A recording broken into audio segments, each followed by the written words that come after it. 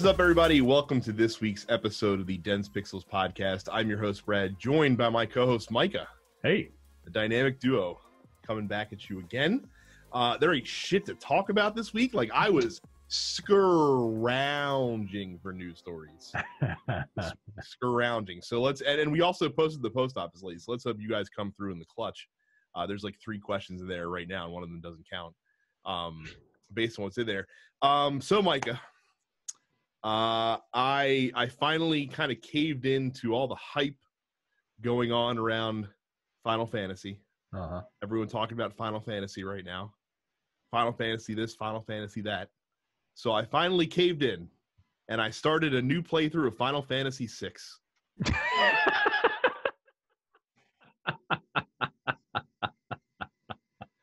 God damn it! You were just obstinate today. You've been hanging around Terrence too long. Well, no, so here's the problem. Here's the problem that I'm now scared of Final Fantasy VII, and it's not because of things that happen in the game, though I'm aware of end game activities and whatnot in Final Fantasy VII. But a person on the internet, and we all know they can be trusted.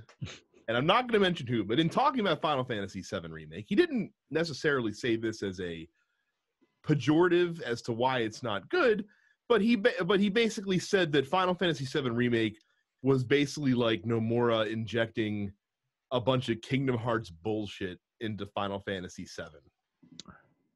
I could kind of see that. And that set off a lot of alerts. like I'm not necessarily worried about tweaks and changes they're making to the story in the game, but anytime the phrase Kingdom Hearts bullshit is uttered, it gets my guard up a little bit and frightens me. But I was still really in the mood to play Final Fantasy. And after the show last week, I binged and listened to a lot of Final Fantasy VI soundtrack stuff because we were talking about it on the show. And I was like, man, I haven't played Final Fantasy VI since I lived in the apartment way back when, like 10 years ago. It's been a long time. I got my SNES Classic sitting right here, hooked up to my monitor. Let's start Final Fantasy VI. That game's so delightful, Micah. So much fun. What a solid story. A fantastic cast of characters. Where are you at in Final Fantasy? I just got to the point in the game where you do the river, and it's the first point where you get to split. You get to choose which of the 3 paths you tackle first, where you have the Narsh path, and then you have Locke infiltrating Figaro, where you'll meet Celis, and then you have Sabin, where he gets to meet up with Cyan and all that good stuff. So that's where I left off when last I played. So I'm like 2 hours into the game, give or take. I think it's what my in-game clock. Man, branching story paths. I know. It would be a real downgrade to just kind of focus on one singular person at that point. Especially when that person is really not that interesting. when he's kind of the encapsulation of a boring white guy.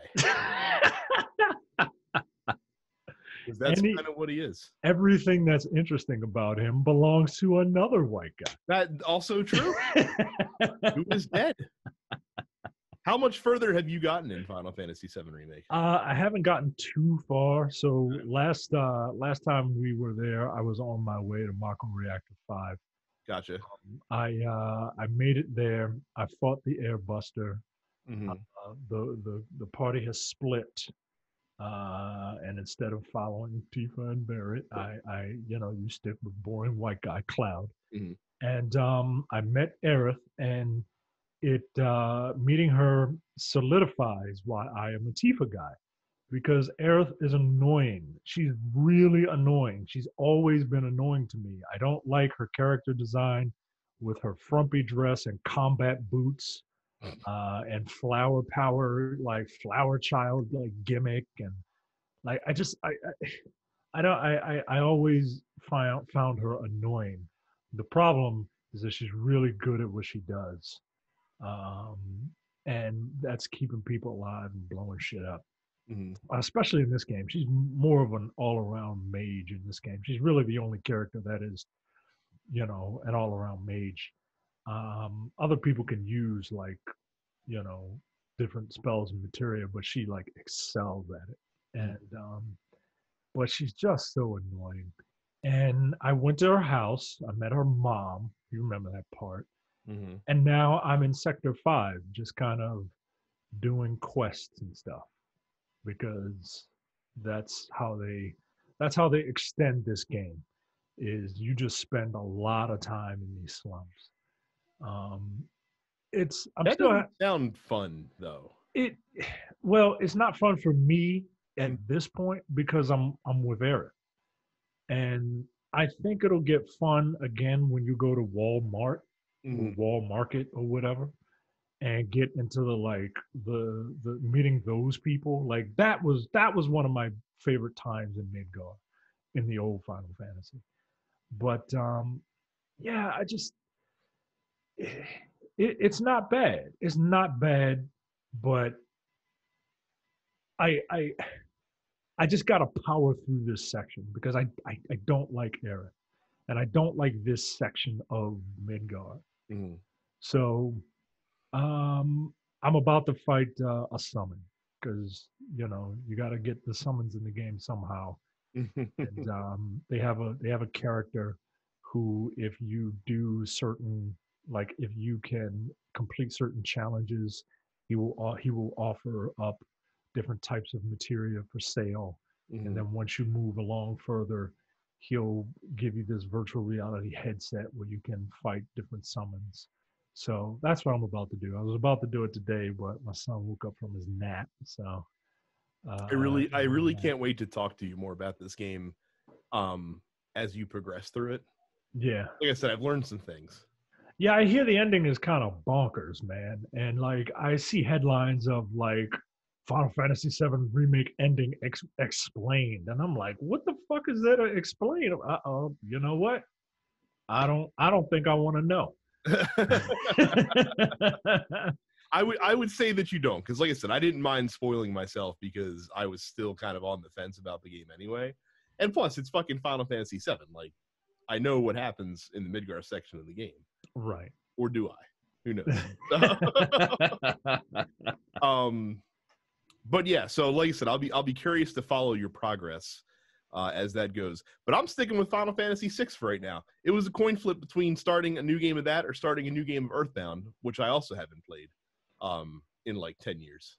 I And would I would really love for because for some dumb reason mhm. I spent $15 on Final Fantasy VI mobile. You know what? I thought about doing that before I started playing on the SNES Classic. That game that looks like dog shit. How did they how 20 years later did they make the graphics worse in the They, game? they have no By, charm. like, huh? They have no charm to them. No. They just uh, it doesn't work, man. They painted them with the bright wide brush. Or bright, sorry, not the bright. Yeah, no, the bright wide brush is what it looks like they painted them with, basically, like they emojified all the Yeah, characters essentially. No, but it's shitty because like when I was on my music kick, I was like, oh man, I was like, I know they remade the game for iOS and for mobile. I was like, I wonder what like the end boss characters look like in that version, and they look the same except like cartoony, which yeah, completely undermines like the sinister nature of the different enemies, and it also makes you appreciate how good the art is, despite the fact that it came out on the super fucking Nintendo yeah. way back So in the day. so I need that game to come out on Switch because yeah, I need that game to come out on Switch. Didn't So, you didn't buy an SNES okay. Classic? I did not. I was like, you know what? I would only want it for one game, and There's a couple of games on there that are worth having it for. huh. I need to. You know what? I am subscribed to their $20 a year thing. Um, Right, the Switch Online, but they're not yeah, putting games on it like that. right. Yeah, that's what I'm saying. Like, I need them to put that on there. But even if they didn't, like, I would buy it. I would buy. I would pay 25. I would pay $30 for that game. Yeah. I really love that game. That's how much I would pay. I would pay $30 to play that game on the go. It's very good. Like I said, Do just playing through essentially what amounts to the intro to the game reminds me of how good it is. Yeah. So, but it's cool. But yes, that's what I'm playing instead of Final Fantasy 7. And I'm pretty sure I'm going to stick to that because I like Final Fantasy 7 despite what you may think having listened to this podcast for the past 7 years. Like I do like the game. I think it's a good game, but nothing will turn me off faster than in forcing me to encounter more melodrama from characters that I'm not particularly invested in the first place. I hate that Tifa's the only good character. She's the only good character. Barrett gets good, but he won't get good in this version of the game. Barrett is endearing in this version of the game, right? Like he comes off as he comes off like Terrence, but like only like, you know, boisterous, like loud, right? Like Terrence has this era of like has this aura of you know, don't fuck with me. But deep down, Terrence is actually kind of a nice guy. And that's what Barrett does, right? But Barrett is like wild and crazy about it. Hey there, Sparky. Like when you first see him in this game, he's like, "Come on, soldier boy, let's you better be worth the kill, every last one of them." And then you know, like 5 minutes later, the plane is dying, Cloud. The plane is dying. You gotta help us, man. Like, and then he's all smiling and shit. And it's just they do a better job of his characterization, but Aerith is fucking annoying. And then I think back to all the other characters. Red 13, I don't necessarily have a problem with. I hear he's in this game for some reason. Well, he's in the Shinra lab part. Oh yeah, that's right. That's right. Encounter him, so that's right. So he's in it. I hated Kate Sith. Vincent was. People like Vincent. Women like Vincent because women like fixing men, and Vincent is like a broken dude that people want to fix. Which I think is one of the reasons that people like Cloud. Is Cloud is broken, but like guys like fixing Cloud too, because Cloud kind of I don't know, I don't know. And Yuffie was annoying. I fucking hated Yuffie. I don't like that cast except for Tifa. And maybe Red 13. And Red 13's a dog. Fuck him. Sid was all right. Oh, and I like Sid. I like Sid because he reminded me of 90s era Dennis Leary. And I like 90s era Dennis Leary. It's the best Dennis Leary. to be quite honest. Yeah, I can't remember the name of the album he came out with in like the mid 90s, but whatever. Yeah, I love that album, man. It's a really good comedy album. It's in my top 10 of all time. Not a lot of games coming out this week. So Trials of Mana comes out for Switch and PS4. I can't remember if this was the one that came out in Japan many years ago that's finally coming to North America, or if this is a new game in the Mana series. So one of you guys can check me on that. I just honestly can't remember which it is. P-Cross 4 is coming to Switch this Thursday. So as if I needed a way to sink 30 hours of game time while I'm doing other things. There's a new P-Cross game, which apparently, Micah, has 5 extra puzzles if you import your save data from the 3 other P-Cross games. So got that to look forward to, which is nice. Who'd have thought P-Cross would be doing Mass Effect style save imports from other games? And then there's a big Animal Crossing update that's also dropping on Thursday. You're going to have to forgive me because I'm basically just going to read the copy because I don't know what any of this stuff means. There's a sloth named Leaf. He will appear as a traveling merchant and will sell shrubbery and flower seeds to decorate your island with. There's a gentleman named Red who's apparently connected to the mob. He's going to show up in a rusty boat to sell questionably obtained artwork and sculptures, along with uniquely colored furniture.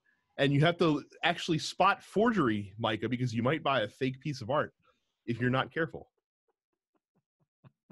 And there's going to be a museum where you can display your art, but the museum will only display legitimate pieces and will not display fakes. So again, you have to watch out and be careful.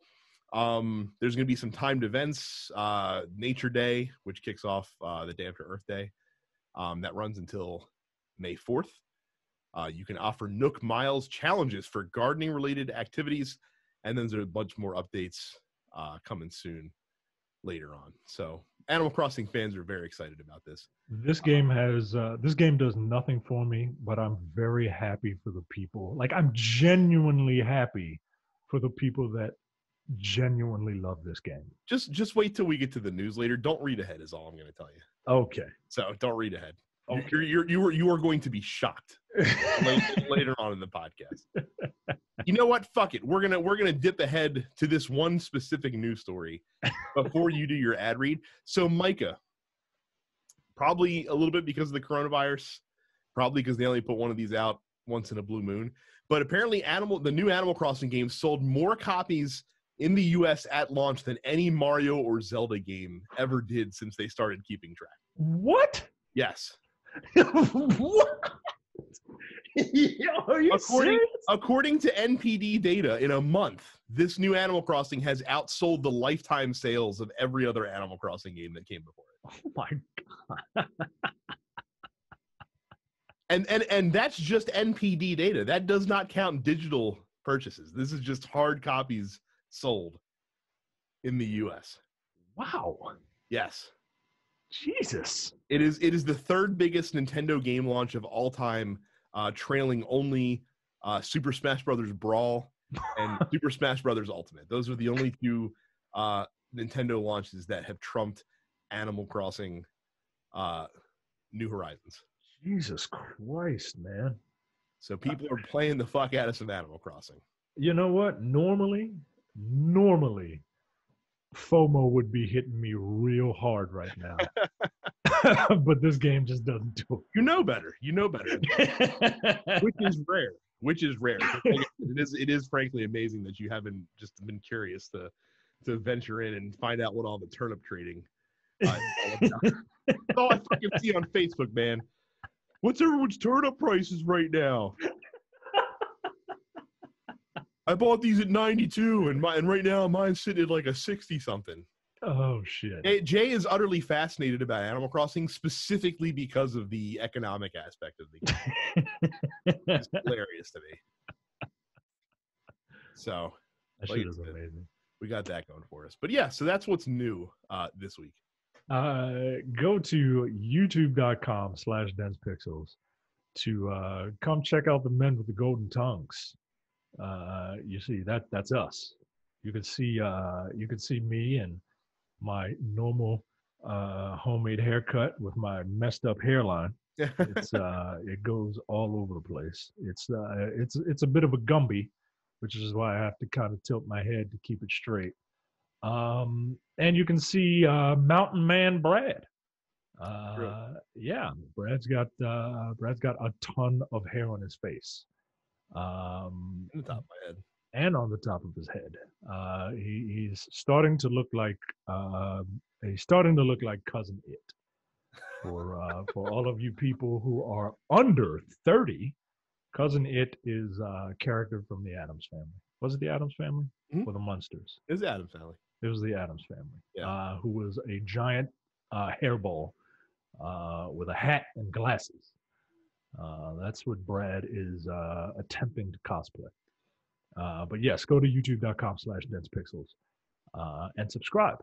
While you're over there just subscribing to whatever, you might as well subscribe to the Nerdpocalypse, Black on Black Cinema, Coming Distractions, and the weekly preview episode of Look Forward. Those are the free shows that you get from this network.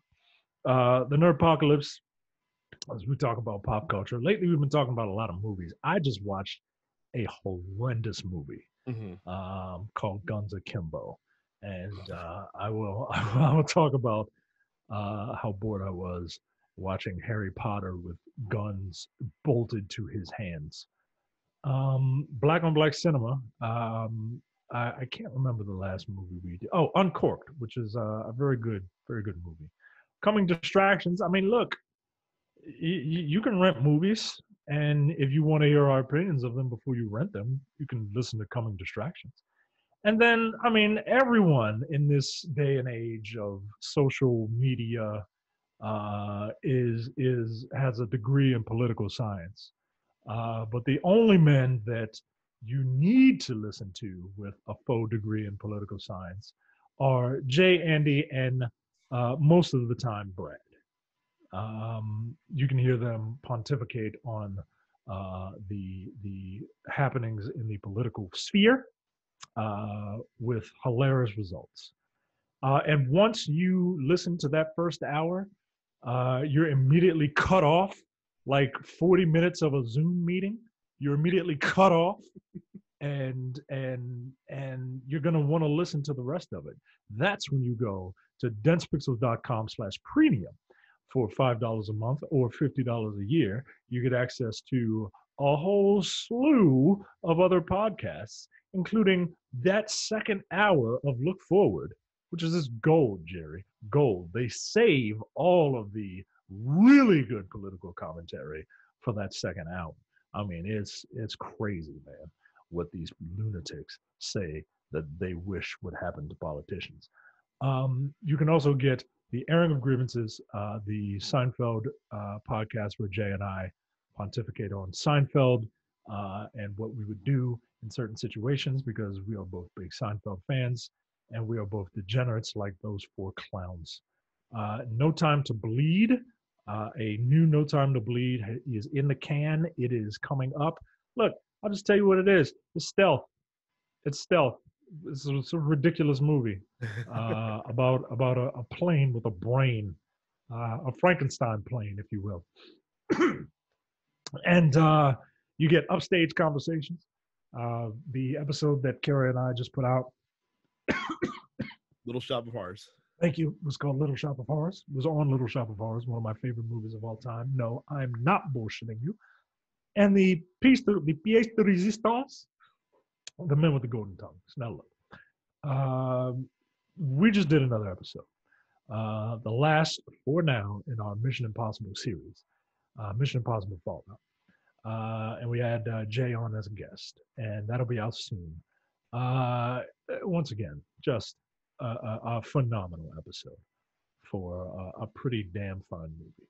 So go to densepixels.com/premium.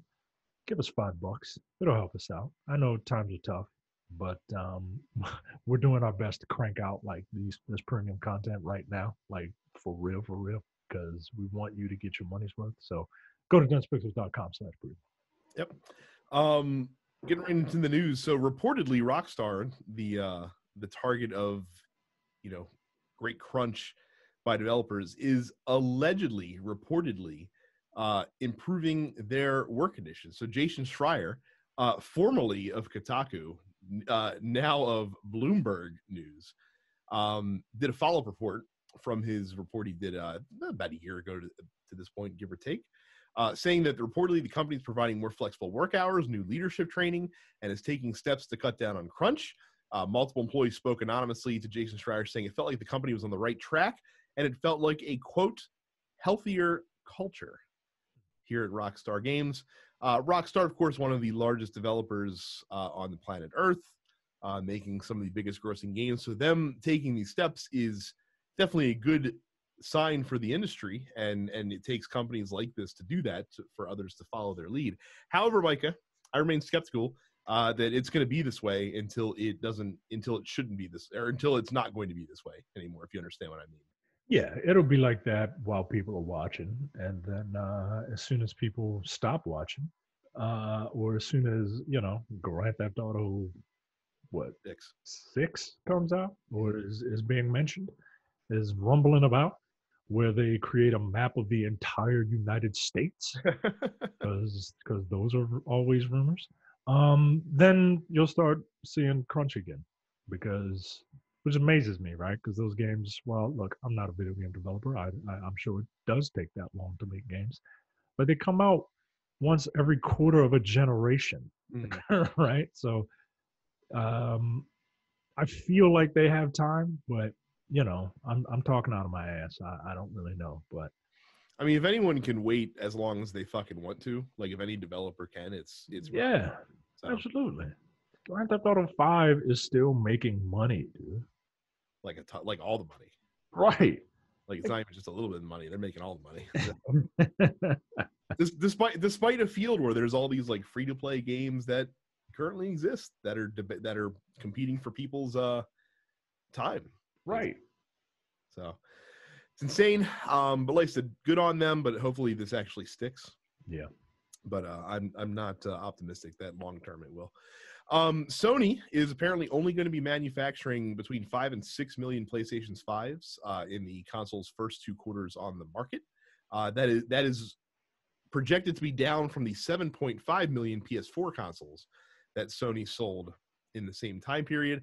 The reason for this is because the company is grappling with the price of the console and as well as the availability of the components needed to manufacturing. And now Sony says this has nothing to do with the COVID-19 pandemic that's currently going on. It's just that the fact that the internals on the machine aren't necessarily mass produced. They talked, in their little thing last month about how they had, companies make specific components, graphic chips, that kind of thing, specifically for PS5. So like things are tougher to come by. It also makes them more expensive. Sony apparently has been looking in the neighborhood for price for the console between $499 and $549. They're really struggling with that though, because obviously I don't think the $549 price is something that they want to do. But they're also struggling because, of course, the PS4 launched at $399, and they are hesitant to go too far above that high end, especially given the PS3's launch way back when. Wow, the PS4 launched at $400. Hey, you don't remember that?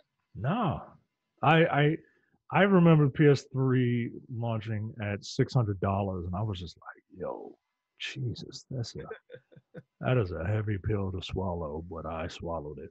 I deep throated that pill, and yeah, I really don't want to pay. I really don't want to pay more than $500 for a console. After tax, that 550 is 600, right? And that's a lot, man. It's gonna be like I said, it's gonna be super interesting, just because there's no way that the coronavirus won't have its hands on these new console launches in some way, shape, or form. Yeah. Whether that's, the economy struggles to get off the ground so fewer people will be able to afford them at launch or things of that nature. Like there's going to be some effect. Oh, we don't absolutely. know what it is yet. Oh, shoot, you imagine those eBay prices? That's only if they all get bought, which one assumes they will one way or the other. But yeah, I mean, if there's scarcity at launch, like the resellers are going to have a fucking field day. Yeah.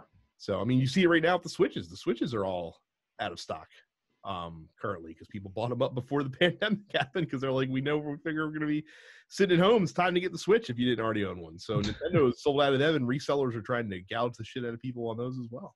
Jesus. So, like I said, don't ever let a catastrophe go to waste. Right. Let's get pissy at these companies like it's not human nature, but all right. I mean, look, I'm no company shill, but I'm not surprised, is what I'm saying.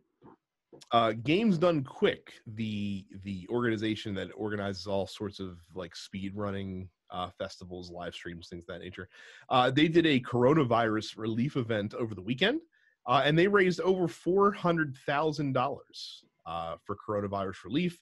The money is going to go to Direct Relief, which is a humanitarian aid organization that, quote, has a mission to improve the health and lives of people affected by poverty or emergencies, and they're currently directing funds towards COVID-19 relief efforts by supplying communities with PPE, which seems to be hard to come by these days.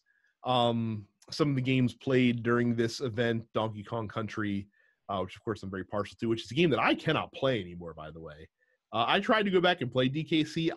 The original. I cannot get past like some of the minecart stages anymore. I don't know what happened to my reflexes. Welcome to being an old man. You also had Kingdom Hearts 2 Final Mix. You had Halo Combat Evolved, Tony Hawk's Pro Skater HD, Super Mario Odyssey. So pretty cool. Like I said, I feel like that this was organized and put together on short notice. Of course, their big event is coming up in the next couple of months called Summer Games Done Quick. It's normally in June. They had to reschedule it, of course, with everything going on right now. And the last major event, which is Awesome Games Done Quick, which is their winter event, they raised over $3 million for charity. So these guys continue to be pretty cool. And like I said, I didn't watch any of this weekend, but when I do happen to catch these streams, I find them to be fascinating sometimes, depending on if it's games that I'm familiar with. Yeah. That's very cool. Yep. Finally, in the news, there seems to be a uptick of unauthorized account accesses on Nintendo Switch consoles. Many people reporting that people are trying to get into their Switch accounts. Apparently, a lot of folks who had their accounts accessed had PayPal accounts linked for things like Fortnite and things of that nature. So that's what you got to watch out for. The reason that I bring the story up is I like to remind you guys early and often that if a platform offers two-factor authentication or two-step verification, please fucking use it. It's there to protect your ass, especially if you have credit cards and other financial information linked up on these accounts, or if you use passwords that you use elsewhere, which is also not a great idea, but we're human. Unless you use a password manager, that shit's gonna happen. Yeah. At least use 2FA. It's the least you can do. It's easy. It really is not that inconvenient. You have your phone on you all the time, and 2FA either gives you a verification code that you pull in from an authenticator app, or it's a text message that gets sent to your device. So again, enable 2FA if you haven't. I know Sony uses it. I know Microsoft uses it. You should use it on your Google account. You should basically, if it's available, fucking use it. Yeah. That's my PSA. Yeah. I mean, I have to use it every time I log into work now, because I'm working from home. And yeah, it's not that bad. Just well, you know how people are, right? You tell people to stay in the house and they're too worried about getting a haircut. Like, nah, no. You've never worried about getting a haircut before, but now you want to get a haircut. Okay, shut up. Keep your That's the ass news. in the house. Yeah, that's the news. Yeah, you were right. Not a lot going on, man. Hey, fuck all. Not a lot going on. But you know what you can do? You can go to www.densepixels.com/Amazon. When you go to www.densepixels.com/Amazon, you can purchase things like No Cure for Cancer by Dennis Leary. There you go. That's the one. That's the one. And those proceeds, well, they go to Amazon. But we get a little itsy bitsy teeny weeny yellow polka dot bikini of a finder's fee for that. So you can go there. You can go to www.densepixels.com/Amazon. There's a whole slew of things you can buy.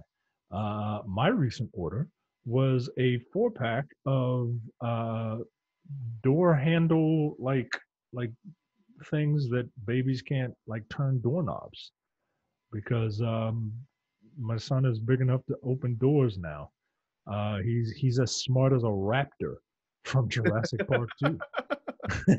So we have to keep him, from opening a bunch of doors. So that's what we have now. That was my last order from www.densepixels.com/Amazon. Here you go. You can buy some hair clippers so that you don't have to worry about getting a fucking haircut. There you go. Do it yourself. Everyone's rocking shitty haircuts right now. Yeah. Be like me and just rock one all the time, because I'm too cheap to go to a barber. I am, man. Last time I went to a barber, the haircut was like $40. And I don't get nothing special done. I get a 1 all the way around. But it's the hard lines. That's the thing that man, that you can't do by yourself. And my hairline is still crooked because my hairline is naturally crooked. Like when you try to fix it, it goes they try to even it out, but you cut a chunk of it off so that when it grows back, there's little buds. No, it doesn't grow back even. No, I was like, forget this. I'll just rock a crooked hairline and save myself $40 every couple. And that's why you wear angles all the time. That's why I wear hats all the time. Oh my goodness. So we go to the post office. I have two questions that I'm going to read next to one another because the answer to one of them kind of leads into the second one. So we're going to start with Brian. And Brian says, even though Borderlands 3 is still releasing DLC content, if Gearbox were to announce a Borderlands 4 for the new console generation, what would your level of excitement be? And what changes to the game would you expect in order to keep the game from going stale? I liked Borderlands 1 and 2, but felt like 3 was a hot cup of okay. The main villains were boring, and the overall story was meh, and made worse with the introduction of Ava and the death of Maya, plus the humor in the game was severely lacking. Now, the question that I'm tying into this comes from Michael, who says, have you passed over a game you would otherwise be interested in due to the actions or reputation of a company associated with it? So here's the thing about a potential Borderlands 4. Gearbox is making it very difficult to kind of be gung-ho for Gearbox right now. Yeah. As like with a lot of the dumb shit they've done, the withholding of bonuses that we talked about a couple of shows ago, which is kind of insane, or the cutting of bonuses. That it's a lot of shit stacking up. Like Randy Pitchford is, kind of a dick. He's kind of a dick. Yep. And he's quickly encroaching into that territory of, you're making it hard for me to give you money, which is unfortunate because that's not fair to all of the other developers that work at Gearbox. But he's the guy out in front. So unfortunately, more weight is going to be given to his actions than those people like that. But yes, I absolutely am the type of guy to pass over, a company because of the actions of the people that do that. Here's a great example. There's a watch that I was interested in, right? From a company. I'm not going to name them, and you guys won't know who they are anyway because they're like a small micro brand. But they were kind of dickish to a reviewer friend of mine for the critical things that the dude said about the watch in his review. And they were fair criticisms. Like, it's not like he was sniping stuff that was, that he was blowing out of proportion. But like, I hate people that when they're, and it's tough for watch owners because a lot of these smaller brands are one or two man operations that are pouring their, heart and soul into what they're doing. So you take it a little personally, but at the same time, it's a product to be reviewed. And as a reviewer, the whole point is to be as objective as possible. And so if you make a fair critique, you shouldn't get, blasted by the guy that runs the company. And the dude since apologized, but it kind of turned me off on wanting to purchase a watch from this guy at any point. And so I do, and we've talked before about separating the art from the artist. And we, have said before that it's not like there's an objective line for that. Like, everyone's line is different, and everyone's line is going to be case by case. And that's just kind of the way it is. But yeah, that's kind of how I feel about passing over stuff. And so with Borderlands 4 specifically, if Gearbox stays on their bullshit, or more specifically, Randy Pitchford stays on their bullshit, it's not going to be as exciting to hop along for that. Yeah, I am in lock and step with you. Using Borderlands as an example, like, look, if I really want something, I can look past what like, unless the person is doing something egregious, like something to, I can generally look past people being a dick. But if you're constantly a dick, then it just starts to get on my nerves. And if your quality, the quality of your product is lesser than, then you're really not making it easy for me to want to buy your stuff. I am in 100% agreement with Brian about Borderlands 1 and 2. Borderlands 1 was fun, right? But Borderlands 2 was really fun. Like, I really enjoyed it. And 3 was just fine. It was way too long. The characters didn't do it for me. I mean, they didn't do it for me in 1 either, but they retroactively gave them personality in 2. That's how good 2 was. And 3 was just like, 3 felt like they're trying just too hard, right? And that's a dip in quality for me. And link that with the fact that Randy Pitchford, who has always been a bit of a dick, but you didn't see him all the time. Now you see him all the time. You saw him all the time when that game was coming out. And then and that's what happens when you put yourself in the light of day, right? Like everybody gets to see you. And if everyone sees you being an asshole, like uh, no one will want to trade with you. No one will want to do business with you. No one will want to. No, people don't respect you. And they say the fish rots from the head, man. Like that makes me think that the people you employ. I don't know, but yeah, you're the poster child for this thing, man. And you shouldn't be. You're a CEO. Like, what do you have to do with anything, right? That's like that's like Harvey Weinstein coming out to promote like a Tarantino movie, right? Like, wait a minute, like yeah, he has a bit of Giuliani syndrome. There's an old adage when Rudy Giuliani was the U.S. attorney in the Southern District of New York, and it was said that there was no more dangerous place to be in New York City than between Rudy Giuliani and a camera.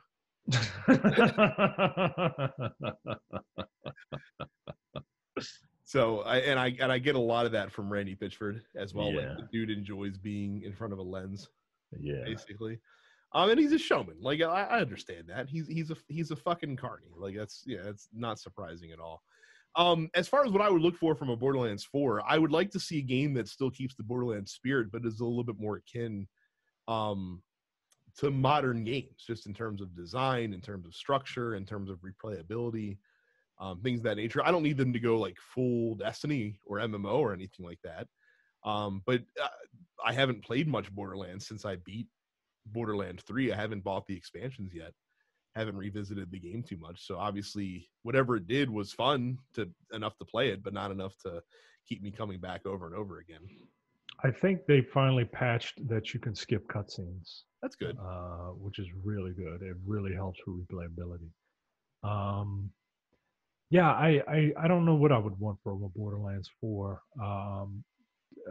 Better writing, or maybe maybe the writing's fine and it's just not my type of writing anymore, or my type of humor. But I found the humor lacking, and the characters were, if they were memorable, they were memorable for the wrong reasons. Mm-hmm. Like they were drawing the wrong kind of heat. And yeah, I don't know what else. Like that was their whole thing, right? That was their whole marketing pitch. It's, hey, you haven't played Borderlands in a long time. Guess what? Here's more Borderlands. And look, that was enough for this game. But again, if you want to do a fourth one, you can't just lean on that crutch again. Yeah, or else you're gonna have to wait another 10 years. And I know you don't want to do that because you do things like Battleborn and and that Aliens game. So. But look, like Blizzard's been getting a lot of heat lately as well. I'm gonna be there on day one for Diablo 4. I already fucking know it. I'm not trying to front, but that's because I'm willing to forgive them for their sins because I like Diablo that much. Right. So it is what it is. J Pod, a listener, a longtime listener, first time caller, says now that he's playing the Final Fantasy VII remake, will you let me co-host your little gamer dork show? Tell you what, Jay, when you beat Final Fantasy VII, you can come on for we can do like a spoiler cast, and you can talk about it because I'm interested to hear his thoughts as well, as the lay person. I'm not interested in Jay's thoughts. I'm not interested in his thoughts on any video game whatsoever. His whole thing was, he told me, he was like, yo, he said it on Nerpocalypse. He was like, you know what I love best about this role-playing game? The fact that you can skip all the story. Like, what the fuck?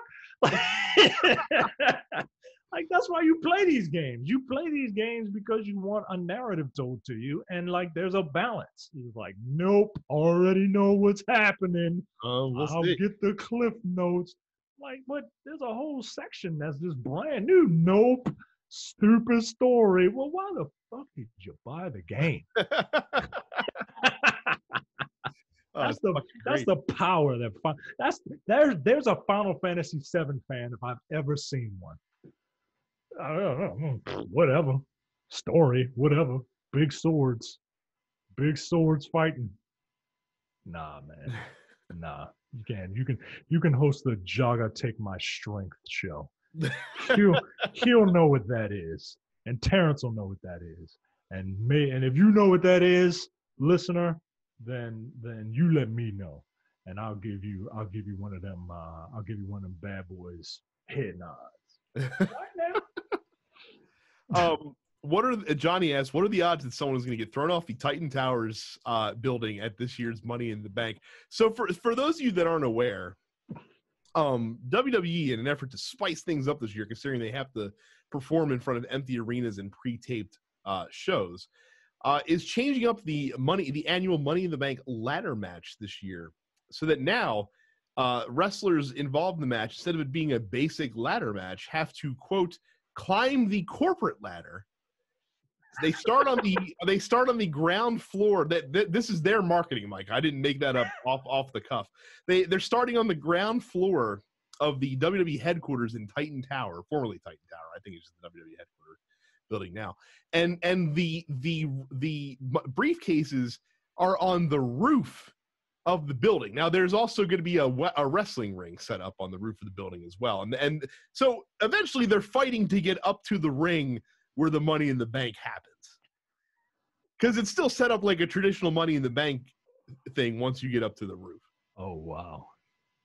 So that's a thing. Of course, famously, wrestlers have been thrown off of large buildings before. Hulk Hogan once threw the Giant off of an arena roof during a monster truck match in WCW. I shit you not. Feel free to look back at the history on that. The Giant, of course, came back later that night unscathed after being thrown off of a arena, because that's WCW storyline for you. He also talks about the recent layoffs. So Cam thinks, oh, it's no big deal, happens all the time. A lot of people were really upset about the WWE layoffs that happened. So for those of you that aren't aware, WWE laid off a bunch of their talent, furloughed a lot of their producers, which makes sense considering what's going on. Again, all their stuff's pre-taped. I am of two minds of this.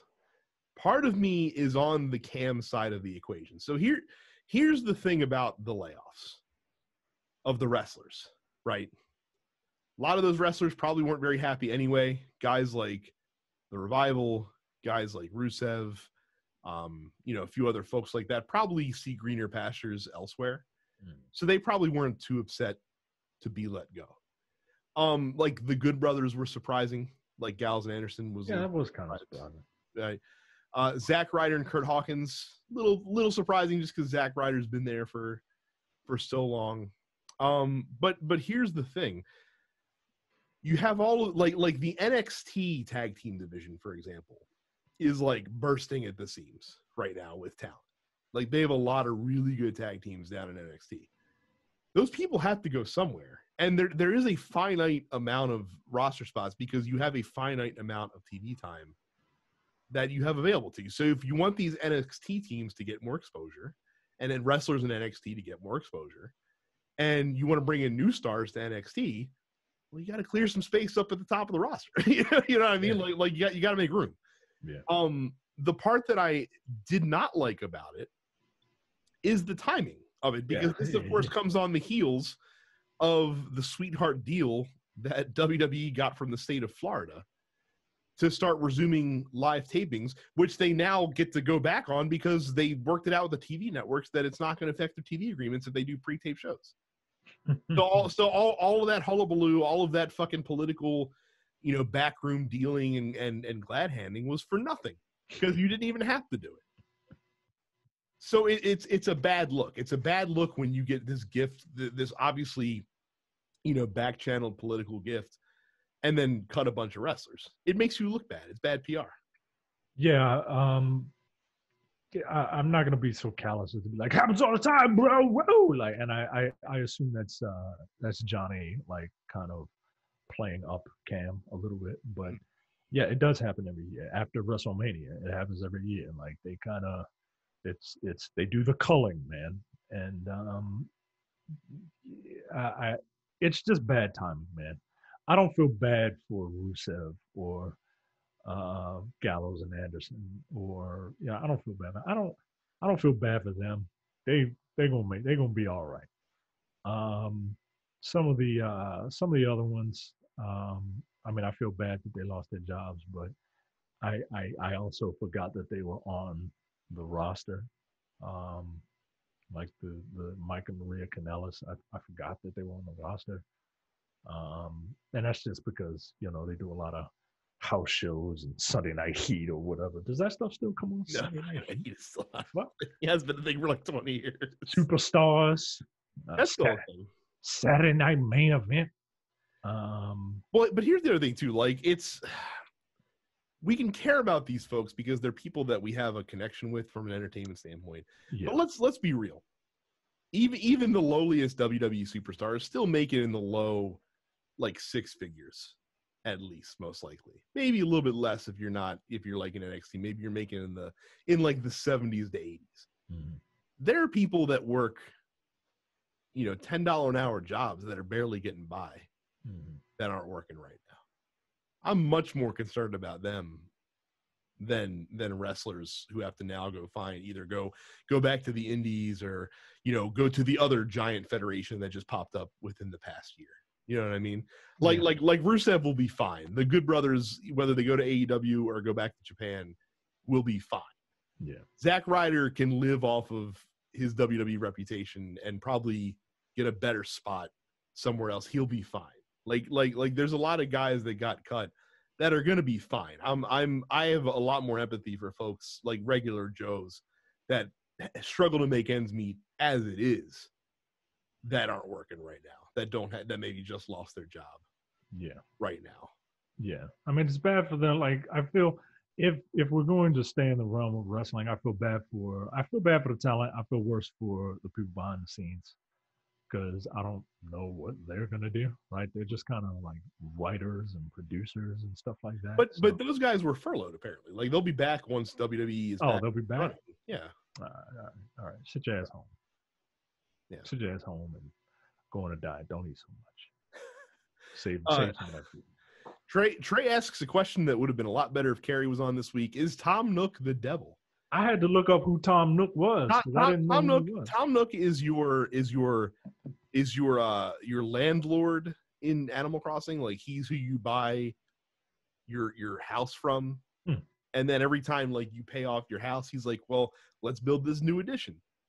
Well, pay me off for that. But he's kind of like a mob boss in some ways, because he's selling you the house, but you're working for him. Like, you're going to do jobs for him to pay him back for the loan that he gave you. Yeah, I'm looking at I googled image Tom Nook meme, and the second image is Tom Nook saying, once again, I am once again asking you for your bells. And he's like, I don't know, it just kind of comes off like I am once again asking you nicely for your bells. Next time it won't be as nice. I tease my wife about Tom Nook so much that she's now at the point in Animal Crossing where she will save up before getting the new addition on the house so she can just pay it full in cash as soon as she builds it, so she doesn't owe Tom Nook anything. So he's not under his debt. And I believe you pay him back with interest as well. I think there's a VIG attached. Interest? What the fuck kind of game is this, man? I think he puts the VIG on there like the mob. You got to get 250 bells clear before you can go and. Oh, Mike, at 250. These debts are in the hundreds of thousands of bells. Yo, what is going on with this game? That's why people are fucking thirsty for these turnip prices, man. Oh my god, dude! I can't. How the fuck else are they gonna make this money? And why is this coon in a sweater vest and a tie? Like it's like he's at a desk in one of these images. Like, does he sit at a desk? I believe the mafia calls it a front, Micah. They need to look legitimate so that you can launder your money, so that it gets the criminal stink off of it, so that you can spend it then as you need to. He also, like, his sons are in the family business as well. Like, you're doing shit Yo. for them. Uh, He's a mafioso, Micah. apparently, because yeah, I'm seeing a lot of Tom Nook memes, man. I see one of them is Tom Nook and Ja Rule at the Fire Festival. And Tom looks like a mean ass coon, man. Like I don't know if these people are putting like the angry eyes on them. But nah, yo, nah, I ain't gonna have this thing talking to me. All right, look. In any like thought or inkling I would have had about buying this game has gone out the It's window. like, Mike, the whole point of the game is you're literally in debt the entire time, and you're working to pay off your debts. Nah, yo. That's essentially what Animal Crossing is in a nutshell. Much it's art imitating life. Oh my god. Oh my god. Oh, I'm finally ahead. Let me take out another mortgage on my house so that I can pay for these things. Jesus Christ. Oh my God. We'll finish it up with Mark, who says, Brad, when will you put your foot down about offset thumbsticks being the design of drunkards and Neanderthals, and the setup the PS4 has is really the best one? And also, what is the oldest game in your back catalog that you have yet to finish and plan on doing so, if any? My feelings about offset versus non-offset are not actually that fierce. I'm accustomed to the linear style, because I've been playing PlayStation for the past 20 years, 25 years. But I'm also okay with offset, like my Astro controller that I have, which I can configure however I want to. I have offset thumbsticks set on that as well, and that's fine. Once you get used to holding it a certain way, it doesn't really bother me one way or the other. Again, for FPSs, I understand why people like offset. For normal ass games, linear is probably better in most cases. But at the end of the day, it really doesn't matter all that much one way or the other to me, anyway. Where do you come? I don't think I know where you come down on this, honestly. It doesn't matter. It really doesn't. I'm fully capable of playing a game like this or playing a game like this. Like it doesn't it takes, if I've been playing one for a while, it takes maybe 20 seconds to get rid of the muscle memory and to have the other muscle memory come back. Mm. But no, I don't have a preference. Terrence is really the only one that's really passionate about the offset versus linear debate on this show. Yeah, and that's just because part of that is just because I think he just hated PlayStation at the time, because like an Xbox guy at the time. But no, it doesn't matter to me. If I can play. The only thing that I do not like playing games on is the Joy-Con. That's the only controller I don't like playing on. I can even play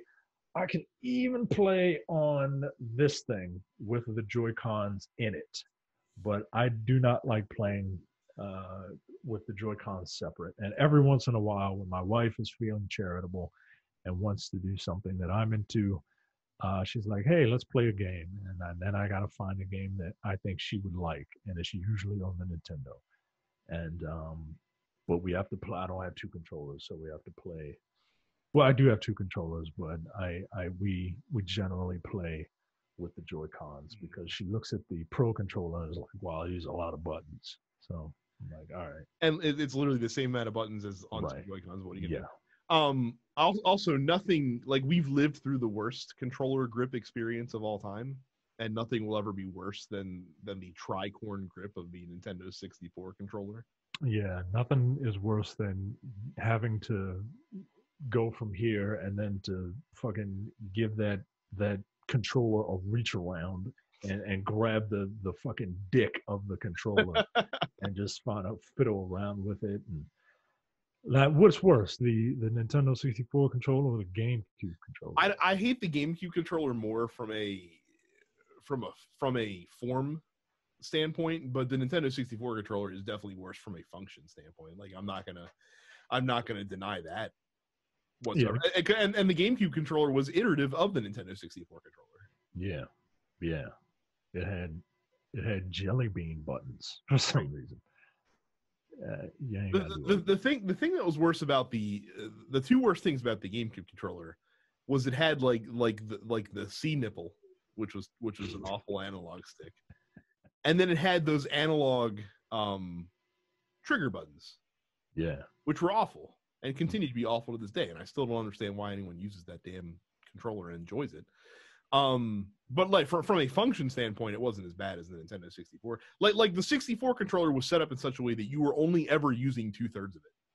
Yeah, you couldn't use the far left side or the middle side at one particular time. Like there was no game where you used the left side but then had to even flick the bean of the hermaphroditic controller. There was one. That's not true. There is one example, and that of course is the wrestling games. When you that was your taunt and your finisher. So that was your finisher. I should correct it. That was your finisher. Yeah. And then back catalog, you're asking the two worst guys this question because Micah moves on past stuff like the passing of tides, and I also kind of do the same. Like once I leave a game in the dust, it's often left there for good. I'd still like to finish Outer Worlds at some point. I don't know when I'm going to be able to dive back into it, but I would like to finish it, but I'm so far into it that I would have to start over, and I don't want to start over because I'm so far into it. So the paradox of played for a while. So but yeah, that's probably the oldest game for me. Like I've resigned myself that I'm not going to go back and finish Odyssey. I'll wait for the Nordic Assassin's Creed game and start fresh with that one. Odyssey's such a long, they named it aptly. It is a long game. And I played a lot. Like I put in 30 hours into that game, give or take. Yeah. But now it's at the point where the game, like Odyssey gets weird halfway through. Like I still think it's an amazing game, but once you get about to the halfway point, the game starts to get a little rudderless. Yeah. In some way, shape, or form. There's too many objectives, and there are too many objectives, and they have a main story path, but some of the objectives in the main story require you to do side paths, and then you just are kind of wandering all of Greece, just trying to figure out what to do. Right. It took me a minute to actually focus and just fucking drill down the main path. And there's like a bunch of Atlantis stuff, and like it's a good game, man. But it, like you said, rudderless is the perfect word for it. Cool. So that's the post office. Thank you guys very, very much. I'm shocked we got an hour out of this fucking show this week because, like I said, it was a barren wasteland. I'm not shocked because we actually know what we're doing. We're professional. Again, don't forget, if you want to leave us questions every week, join our fan group on Facebook, denspixels.com/fans. Subscribe to this podcast and all the other TNT shows wherever you get your podcast. Subscribe to us on YouTube, youtube.com/denspixels. Carrie's streaming a bunch on Twitch. You can follow her at @Carrie. Saw Terrence streaming some Warzone the other day for Call of Duty, so he's Apparition 410. If you follow the Dense Pixels account as well, you can watch Terrence's streams, I believe that they post also. So that's it for this week. Thank you guys very much for watching this thing, and we'll see you all. See you. You're watching the Dense Pixels YouTube channel. Click the subscribe button while you're here, and make sure you check out our weekly podcast where we discuss the latest gaming news and our impressions on what games we've been playing.